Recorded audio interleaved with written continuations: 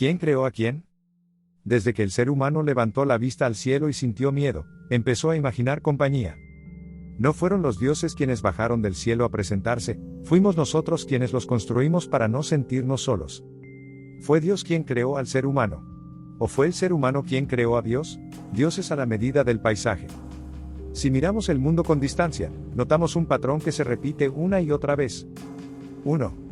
En las tierras del norte, llenas de frío, tormentas y guerras, imaginaron dioses violentos. 2. En la antigua Grecia, rodeada de belleza, arte y política, sus dioses eran intrigantes, enamoradizos, caprichosos y celosos. 3. En muchas regiones de África, las divinidades surgieron de los ríos, las cosechas y la fertilidad del suelo. 4. En los desiertos, donde la escasez y el calor marcan la vida, los dioses castigaban con fuego, sequía, plagas. En cada rincón del planeta, los dioses hablan el idioma del clima, del territorio y de la necesidad. El reflejo no cambia en el espejo, cambia el rostro que se mira en él. Poder político disfrazado de cielo. En los inicios, cada tribu tenía su propio espíritu protector y su dios local.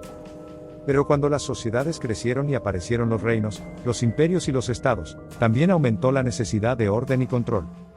No es casualidad que, al mismo tiempo, apareciera la idea de un solo Dios por encima de todos los demás. Un Dios único, eterno y todopoderoso encajaba perfecto con un rey único, eterno en su trono. El cielo se convirtió en un espejo gigantesco, y la humanidad terminó adorando su propia idea de autoridad sin darse cuenta. Dioses nacidos del miedo y del vacío. La psicología moderna confirma algo que las mitologías ya sugerían. El ser humano tiene una necesidad casi automática de atribuir intención a todo lo que sucede. Si se escucha un trueno, alguien debe haberlo provocado. Si ocurre una tragedia, alguien debe tener un propósito. Si recibimos una señal, creemos que viene de algo o de alguien. Este mecanismo se conoce como detección de agencia, es útil para sobrevivir y también plantó la semilla de los dioses. ¿Podríamos vivir sin inventar voces en el cielo que nos dicen qué hacer? Necesidades convertidas en dogma. La incertidumbre duele, el saber que el futuro es desconocido produce angustia. Para aliviarla, el ser humano imaginó a un ser que todo lo sabe. La idea de un Dios omnisciente no fue descubierta, fue inventada como analgésico para el miedo al futuro. Ante las tormentas, las enfermedades, los desastres y la muerte, el ser humano inventó un poder que controlara lo que no podía dominar. Como en la realidad los inocentes sufren y los culpables prosperan, el ser humano construyó un sistema invisible donde todo se equilibra. 1. Un lugar para recompensar lo que aquí no se recompensa. 2. Otro para castigar lo que aquí queda impune. Ambos son emociones humanas convertidas en eternidad. Rezar es hablar con uno mismo. Cuando una persona reza, se activan en su cerebro las mismas áreas que usa para conversar con otras personas. La experiencia se siente totalmente real, se percibe una presencia, una voz, una respuesta. La voz que el creyente escucha en su oración es su propia mente respondiéndose. No es un engaño consciente, es una experiencia emocional auténtica. Cuando alguien dice Dios me está probando, está interpretando su sufrimiento como mensaje. El silencio del universo se convierte en significado porque la mente no tolera que solo sea silencio. El Dios de los vacíos. Durante siglos, todo lo que no entendíamos se atribuía a los dioses. 1. El rayo era la ira divina. 2. Las plagas, castigos celestiales. 3. Los eclipses, señales del cielo. 4. La locura, posesión de espíritus. Con cada avance del conocimiento, esos milagros se transformaron en física, biología o psicología. Y, curiosamente, la presencia de Dios fue retrocediendo a los pocos rincones donde todavía no sabemos qué ocurre. A eso se le llama el Dios de los vacíos. La ciencia responde al cómo, pero el ser humano sigue desesperado buscando un porqué emocional. Allí, en ese hueco de sentido, es donde Dios se refugia ahora, en la soledad, el duelo y la esperanza. Dios como herramienta de poder. A lo largo de la historia, los líderes han entendido muy bien el poder de lo sagrado. Reyes, sacerdotes y gobernantes moldearon la imagen de Dios para sostener su autoridad. El poder humano se disfrazó de voluntad divina. Dios lo quiere se convirtió en la frase perfecta para legitimar decisiones humanas. Los textos sagrados revelan este patrón una y otra vez. Las leyes divinas coinciden sospechosamente con las costumbres y prejuicios de la época. No fue el cielo el que evolucionó, fuimos nosotros, y arrastramos a Dios con nosotros. La divinidad con rostro de patriarca. En sociedades patriarcales, la figura divina casi siempre ha sido masculina: Padre, Señor, Amo y Rey. Un Dios varón que manda, castiga, ordena y decide. Ese modelo sirvió para justificar el dominio de los hombres sobre mujeres y niños. Si el ser más poderoso del universo es hombre, ¿cómo cuestionar el poder del hombre en la tierra? La divinidad masculina legitimó el poder masculino. Hoy, con nuevas generaciones menos dispuestas a aceptar jerarquías rígidas, aparecen otras imágenes de lo divino.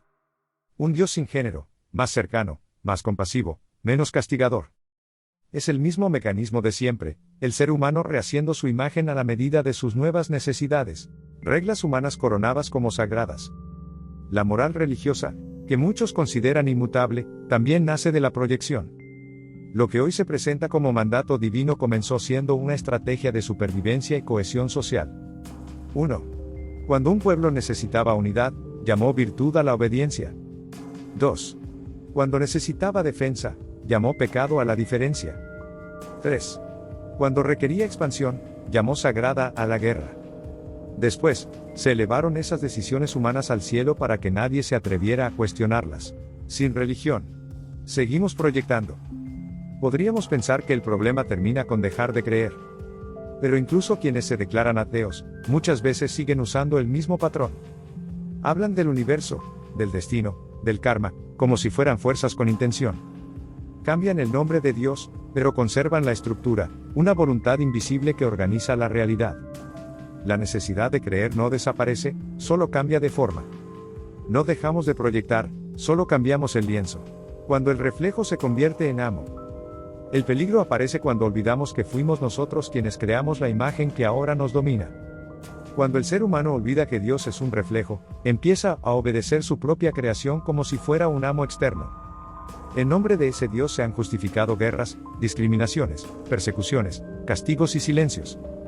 Lo que empezó como una forma de consuelo se transforma en cadena. La fe, que pudo ser un espejo para comprendernos mejor, termina siendo una excusa para no mirarnos de frente. Del cielo al espejo interior. Y aquí llegamos al punto más incómodo.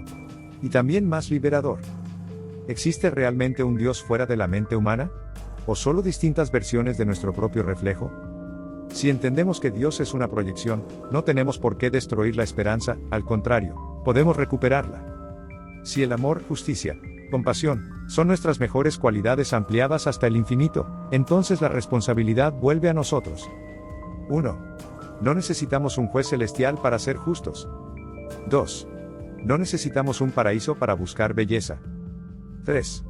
No necesitamos miedo al infierno para evitar el daño. Lo que durante siglos entregamos al cielo, podemos empezar a construirlo aquí, entre nosotros. Al mirar el rostro de Dios y reconocer el nuestro, entendemos que la divinidad no desaparece, se transforma en responsabilidad. Y precisamente ahí, en ese silencio inmenso e indiferente, aparece nuestra verdadera libertad. El dejar de esperar que alguien escriba nuestra historia desde arriba y empezar a escribirla nosotros mismos. Despedida. Cuéntame en los comentarios. ¿Crees que Dios es real o es una proyección de la mente humana? ¿Has cambiado la forma en que imaginas a Dios a lo largo de tu vida? Si este contenido te removió algo por dentro, déjame tu like, suscríbete y activa la campanita.